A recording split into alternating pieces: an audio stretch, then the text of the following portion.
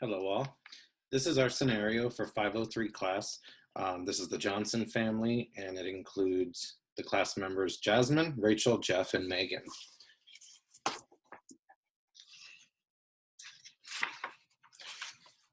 Our role-play project scenario centers around a young teenage child who was born female and now identifies as a male.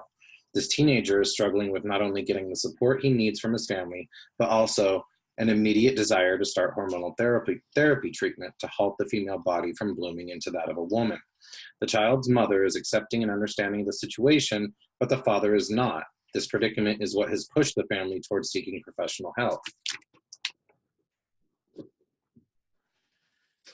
The characters created for this role-playing scenario are Dr. Jenkins, which will be played by Rachel, Sarah Johnson, the mother, which will be played by myself, Jeff, Richard Johnson, the father, which will be played by Megan, and William/Madison Johnson, the transgendered child, who will be played by Jasmine.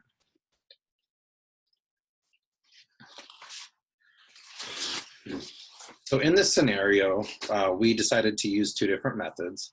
One was going to be the collaborative, and one was going to be the common ground.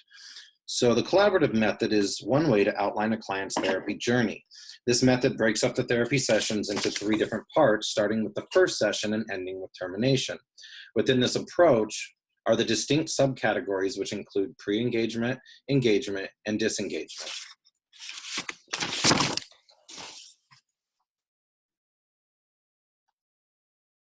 Pre-engagement stage.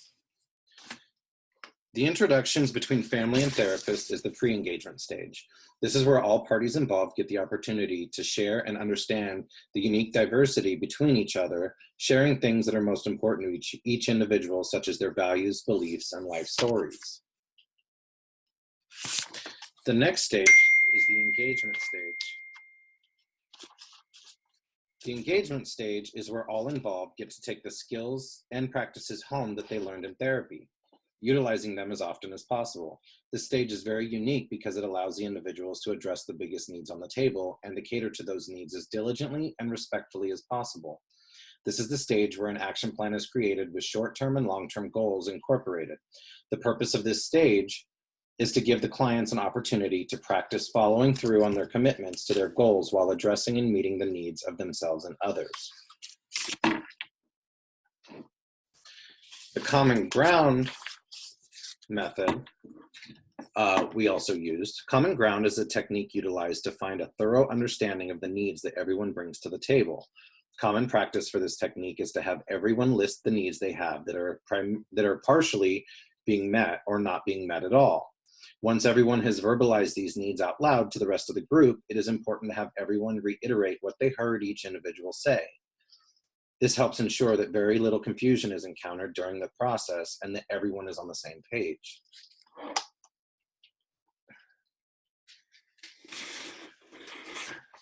The next phase is the disengagement stage. The disengagement stage is typically the last stage of the therapy process. This is the stage that proves significant progress has been reached by all in meeting the goals set out before them. This stage is only reached when the clients have proven that they have a thorough understanding of the issues that brought them into therapy, as well as the tools and steps required to find resolution within these areas on their own. This is why practicing learned techniques in everyday life is so important. Although this is usually the last phase in therapy, it is crucial that another action plan is in place to hinder any relapse or backward stepping. And this is the end of our PowerPoint presentation. It's just a quick briefing on what we used in our scenario, as well as some of the reasons why we took those approaches. Thanks so much for watching. Hi, I'm Dr. Jenkins. You guys must be the Johnson family. It's a pleasure to meet you guys. Hi, I'm Richard, and this is my wife, Sarah. Hello, Sarah.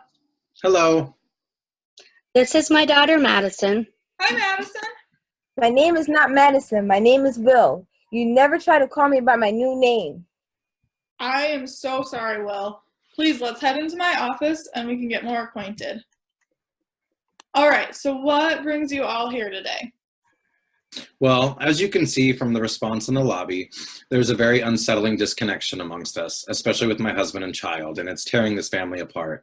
The fact my child has realized his true identity and direction in life is wonderful, but getting everybody on the same page has not been as easy. My daughter's choosing to become a boy. She was born a girl, so she should stay a girl. I don't understand why this is happening. I feel like a disappointment to the family. This is all of my fault. My family argues every day because of me. Well, it sounds like, Will, you have been experiencing some self-realizations about your identity, which may be changing the identity of the family. Is that correct?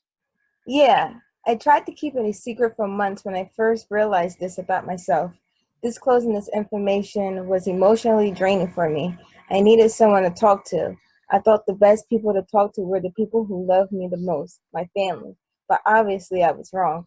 I thought it would keep us as a close-knit family, but it did the total opposite.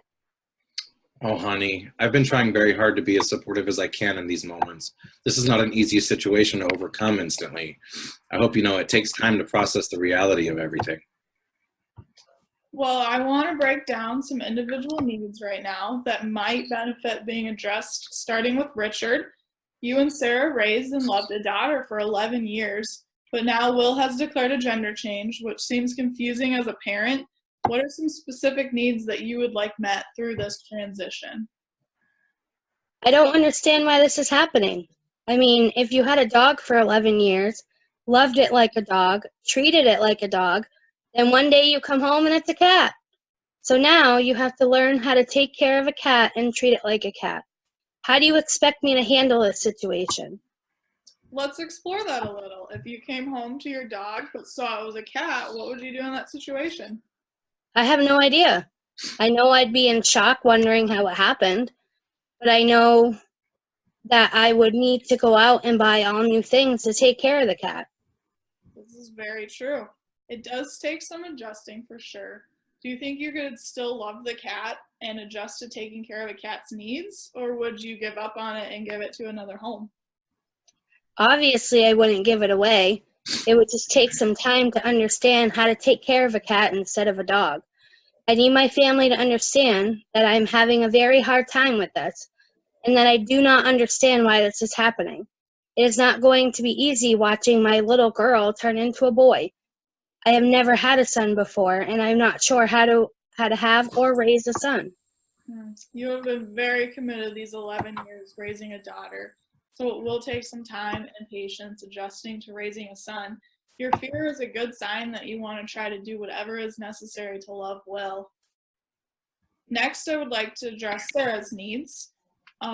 Sarah, you initiated this therapy session because you love your husband and son and value that familial connection. You want what's best for Will, like hormonal therapy, but you also want to support Richard and his emotions. What needs do you feel are not being met? Well, I feel like I'm being forced into making a decision between my child and his best interests and my husband and his feelings. This is a completely unfair position to feel forced into, especially under these circumstances. I'm so torn up about this that I'm losing sleep at night. I find myself constantly breaking out into tears for no reason. I'm trying my best to heal the relationship, and all along I'm losing my closeness to both of them because of it. I need to not feel forced or pressured to play the middleman in this. We need to find a way to work past this very soon, or I'm afraid I'll have some type of nervous breakdown. All right, so let's unpack this some more. So what you're saying is that in the midst of all of this, you're struggling to find a happy balance for yourself, both mentally and emotionally, to improve some of the symptoms you are feeling, like not sleeping, breaking down emotionally, and possibly melting down from the pressure of everything. Yes, exactly. I feel very isolated and forced into choosing sides that seems will inevitably end with disappointing one of these two people that mean the world to me. As a result, I'm suffering myself, and well, I feel like I'm constantly trapped in this abyss of chaos, even in the good moments. It is frustrating and difficult to find yourself in the middle, being torn into two. You are trying to give all of yourself to both Will and Richard, but nothing is left for yourself. I'm so sorry. I know you love us, and we have not been doing a good job taking care of your feelings into consideration. I love you, and I appreciate everything you do for this family. I didn't know my mom felt this way. I don't want my mom feeling like she has to pick sides. I know she loves us both very much. She's trying so hard to make things right in this family, and it's causing her pain. I want her to feel better. I love her deeply. She means the world to me, and I just want to see her happy again. All right, well, you mentioned feeling like a disappointment and maybe with your father not recognizing your gender or name change, you don't feel respected. Can you express what needs you would like met during this transition? First, I would like everyone to call me Will. Another need I have is to still have bonding time with my dad. We used to always go to the movies or to a restaurant. Now we barely speak. I want us to have a close relationship again. Also, I would like both of my parents to address the bullying issue at the school because I always feel like my life is in danger there. How can we address the bullying issue when you are the one provoking it with all this nonsense? I can't believe you are defending the people who hurt me. I'm not defending the people who are picking on you. I am saying that since you are choosing to become a boy, this kind of thing might happen. And yes, we used to go to the movies a lot and to the restaurants, but everyone knows that I have a daughter. Now if we go out, I have to explain that my daughter's choosing to become a boy. Where did that come from? Dad, I haven't been lying to you. I am being hurt at school. It isn't just the girls anymore. It's the boys too now that I have come out as a male. Okay, pause right there. As a mandated reporter, I'm required by law to report to CPS all signs of abuse. This needs to be addressed as soon as possible with the school administration. Richard and Sarah, I suggest you immediately set up an appointment with Will's teacher and principal. We will be going to the school to handle this tomorrow. All right, good. Will, you listed a few other needs. A need to be respected as a male, a need for reuniting as a family, and a need for safety. Yes, those are the other needs I have. Once these are met, I will be at a better place. Now that everyone has stated their needs, let's make sure we are all on the same page. Richard, can you state Will's needs and what actions you can take to meet those needs? Madison wants everyone to start calling her Will. I'm sorry. My son wants everyone to start calling him Will. He wants to spend more time with me and pick up with going out to eat and to the movies. He is afraid of what is going on at school with being bullied and harassed. Will, I need you to know that this is not going to be easy for me. This is something that I know is going to take a long time to get used to. You are my child and I love you very much. I'm going to address this issue with the school so you can start to feel safe. Sarah, what needs are you able to fulfill for your son? Well, since William says he wants to feel supported on this journey, I can try to improve on better ways to show my support both emotionally and physically. I know this isn't an easy situation for anybody, but I'm certain it has to be most difficult for William. I think the best thing I can do immediately will be to have a long talk with the school. All right, Richard, can you repeat your wife's needs and how you can help with those? My wife feels like she is always picking sides and is afraid she is going to upset my child or myself. Sarah is having a hard time emotionally and mentally because of the lack of sleep and feeling like she may have a meltdown due to always being the middleman between my child and myself. Will, what can you do to help your mother? I can help my mother by being more thankful for all the things she does for this family. I need to tell her verbally how much I appreciate her. All right, Sarah, Richard has stated his needs, so what can you do for your husband? I need to remember that Richard is struggling with this situation, and for his own personal reasons, it is much harder for him. I need to be understanding of that and supportive in any way I possibly can. I suppose I can ease up some in regards to pushing him into the acceptance phase of the situation. I fear if I push too hard, then I'm just causing him to shut down even quicker. All right, Will, what can you do to meet your father's needs? I need to understand that this is new for my father as well. I need to give him time to process this huge change.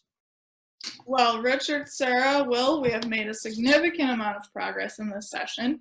You all know what you need to do, but remember that change can take a lot of time, patience, and grace. So allow mistakes to be made as long as you keep communicating with each other. If you need anything, you know how to reach me. Otherwise, I will see you all next session. Thank you, Dr. Jenkins. We will see you next time. Thank you so much, Doctor. It has really helped getting a perspective from a neutral outside professional source. I feel that I can be open and honest about my feelings now without any repercussions. I'm looking forward to the next session. Thank you, Dr. Jenkins. Welcome back. How has everyone been? Will, let's start with you. Mom and Dad went to the school for me. I don't think the principal was happy about my parents yelling at them, but my dad told the principal that the abuse and the bullying had to and was going to stop. Now, instead of being hurt, I get looks from my peers because the principal had an assembly to make it known that bullying was not going to be tolerated at school. And most of the kids know my parents had talked to the principal. I can handle dirty looks if it means that I'm not going to be hurt anymore. Yes, we addressed the situation of bullying at the school, as well as met with the social worker from CPS. She advised us to meet with the school faculty that Monday, and she even offered to be present to help us in every way she could. It has been difficult at times, but we as a family have been working hard at listening respectfully to each other, as well as exercising patience while we all move forward at a pace that is comfortable to each of us. Life has definitely been different. I am trying to come to terms with the fact that I have a son now instead of a daughter. I have been trying to convince myself that Will has always been here all along because it is the same person but a different gender when I look at Will. I still see Madison. My wife and son have been more understanding that this is a hard transition for me, which is making the arguing decrease and us talking more. That's really good to hear. It sounds like everybody is working hard to make mutual changes to make this transition smoother for everyone involved. I'm very proud of you guys. It's obvious there is a lot of love within this family, even when things get difficult. If you guys can fall back on that level of family love, I'm certain as a whole you guys can get past anything. Now that the bullying has been addressed effectively, I'm going to assign some homework for you three so you guys can continue with a healthy family relationship. Richard and Will, every week you two will go on a father-son outing like you used to. This provides a good opportunity to talk to each other about any concerns or questions, as well as share encouragements through this process. Is this something that you two can do? I think that weekly outings are possible. I would like to get to know my son. I would also like to give my wife some time to herself so she can just relax. I want my son to know that I love him very much. I would like that very much. I want my dad to know me as Will and what my interests are now. But I also want to show him how much I haven't changed. Sarah, during this time, take advantage by allowing yourself some alone time. Pamper yourself and focus on self-care. You've been trying to take care of Richard and Will that you're forgetting to take care of yourself. I bet you could find some ideas to spoil yourself. That might be difficult. I've been focusing on Richard and Will for so long that I've forgotten what it was like to take care of myself. I'm sure I will get the hang of it, though. Now, here are some resources on hormonal therapy. This is a lengthy process, but we are starting it just in time. There is contact information for a counselor who can help you through that process and answer any questions. He will be a good resource for this next direction. Will, I want you to know that I don't like the idea, but I have come to better understand your needs and that this is something that will improve your life. I want you to feel comfortable within your own skin. So yes, I will approve the hormonal therapy. Thank you for being understanding and listening to my point of view. I know this is hard for you, but we will get through this together. All right, I look forward to seeing you guys next week and hearing how well your individual needs have been met. Remember, it takes time through change, and it definitely requires an allowance for mistakes. Be patient with each other and communicate your needs. All right, welcome back. These past few weeks have been very promising, and I am proud of how much work you all have put in to truly understand and love each other. How are you feeling about this whole process? I've been feeling great the past few weeks. My dad has been calling me by my preferred name, and the school has been taking care of the bullying issue. Things have been improving with me and my dad. We recently went to Olive Garden and afterwards went to see a baseball game. It reminded me of the old times. Our bond is getting better each day. We have been going to dinner as father and son. We have also gone to a couple local baseball games. On one of our first talks as father and son, I learned that my son likes baseball, and I was able to tell him about my middle school years playing third base. I feel like I am able to connect with him. At first, I didn't know if I could, and now I know it is possible. I am so glad that my wife is able to enjoy her time as a woman again without worrying about Will and I. It has brought my wife and I closer because we are able to talk about things other than our son. She isn't always stuck in the middle anymore. She is smiling and laughing again, which makes me so happy. It has been wonderful to see Richard and Will bonding so well. At the beginning, it seemed like an impossible feat, but our family has found that close connection again. And I have been sleeping peacefully again. It turns out alone time at the spa and some soul cycling can definitely improve my emotional state. I'm very pleased to hear that. A good future is ahead for you as long as you keep communicating. Before I let you all go, let's talk about some supportive resources that you three can lean on. Do you have family, friends, or colleagues who have extended their support during this time? Well, I can always come back and talk to you, Dr. Jenkins. I also have friends who I can lean on because I have explained to them the situation and they actually were understanding about it. I have a close friend that has been by my side through this issue. He is very nice and is a shoulder to lean on. I feel very comfortable talking to him about my problems. I've been leaning on my sister a lot lately. She's been a great supporter through all this. All right, Johnsons, you are a wonderful family, and I think I can confidently send you off. Best of luck to all of you. Thank you, Dr. Jenkins. You have done so much for my family. I can't thank you enough. Thank you for all of your help. I appreciate you bringing my family back together as a whole. Thank you very much. So the first discussion question is issues relating to diversity and oppression. Our answer for this is the issues in this project that relate to diversity are primarily centered around the child and his identity as a transgendered youth. This specific and unique situation has not only addressed the struggle that the youth is feeling internally, but also that of those closest to him that are having their own battles about it. All of these criteria make this a very hot topic in regards to diversity due to past histories, values, beliefs, and even morals of each all involved. There is a broken family dynamic as a result, and nobody knows how to fix it. Being stuck in this cycle has caused the family to seek out alternative options such as therapy. So the techniques that were used in our role play scenario were both the collaborative method and the common ground method. The collaborative method was used to set up the counseling sessions. So the script was broken up into 3 separate time jumps. The first section showed pre-engagement where they discussed their feelings. The second time jump was engagement, and that's where they set up an action plan to try at home. The last time jump, and which is the biggest time jump, showed the disengagement stage after a few weeks of therapy when the support systems were arranged to prevent relapse after therapy was terminated. And then the common ground, we can see that in the first and second sessions as the family works on expressing how they are feeling, but also understanding how each member of the family feels and the needs that surround the family. Our group started as most groups do in the introductory stage. We were not in this stage very long, however. We quickly grew comfortable with all members and we seamlessly worked well as a unit.